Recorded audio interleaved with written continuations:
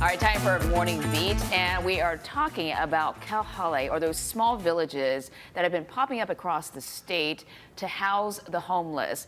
Chad Blair from Civil Beat is here to talk a little bit more about this. Good morning to you. Good morning, Grace.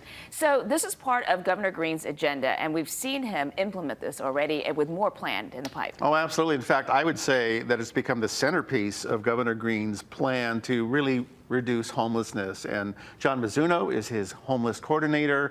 And right now he's looking at sites on the Big Island, possible sites on Maui and Kauai. I believe at least 3 more are planned on Oahu by summer, Kalihi, West Oahu, and the Iwalei area. It is proving to be a popular way to get people off the streets into some sort of housing, temporary as it may be.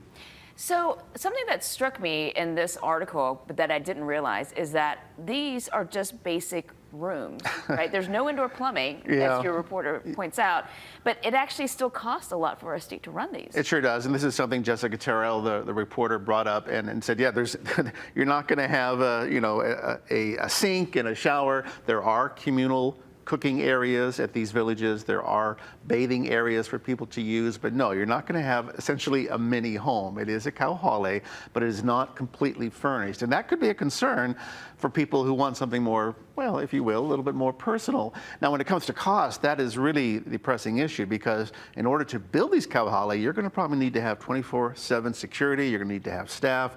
That's going to add up to tens of thousands of dollars a year per person that's living in a kauhale. So that's something taxpayers may have to say, do we really want that? Broken down, she was saying $120 a day per person? That's what the figure is right there. Okay. Now, having said that, isn't that a lot better than, for example, having to have someone go into the emergency room and call 911 if they're sick or something?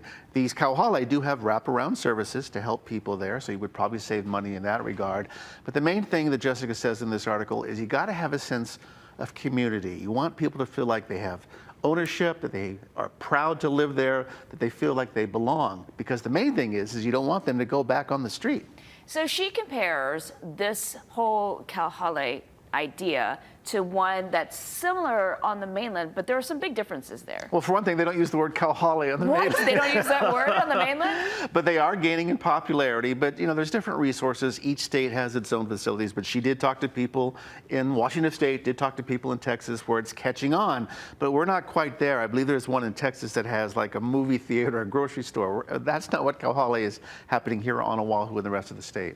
So no plans for that so far. So the ultimate goal, though, is really the hope of getting this kind of off the budget of the state, right? Well, exactly, but fundamentally that it is the budget of the state that is paying for these kauhale right now. If you could have private ownership, and there are some private kauhale, I think there's one in Waianae, one in Waimanalo, but fundamentally this is still a taxpayer burden that's coming from the administration. We'll see if it works. Yeah. All right, if you want to check out the article, you should. There's a lot of detail that we did not cover here, and you can find that at civilbeat.org, or you can text 66866 and get the newsletter. Chad, thanks for being here. Sure, Grace. We'll be right back.